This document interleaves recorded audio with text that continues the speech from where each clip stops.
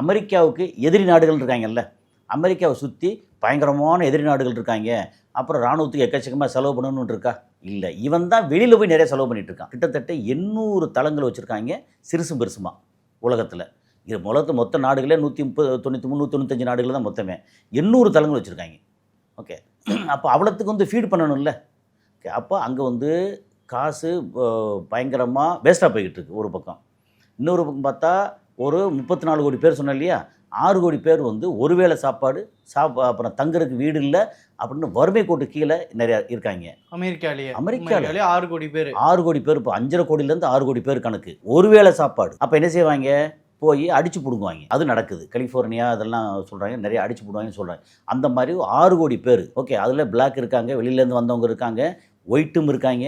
ஒயிட்டெல்லாம் வந்து தங்குறதுக்கு வீடு இல்லாமல் காரில் அங்கே பார்க்கில் அப்படி தங்குற ஆட்கள் நிறையா உண்டு அங்கே. 6 கோடி பேர் ஒழுங்காக வீடு இல்லாமல், ஏன்னா ரொம்ப எக்ஸ்பென்சிவ். அதே மாதிரி மருத்துவ கட்டமைப்பு இருக்குல்ல, சூப்பர் ஹாஸ்பிட்டல் இருக்குது, ஆனால் மக்கள் போக முடியாது.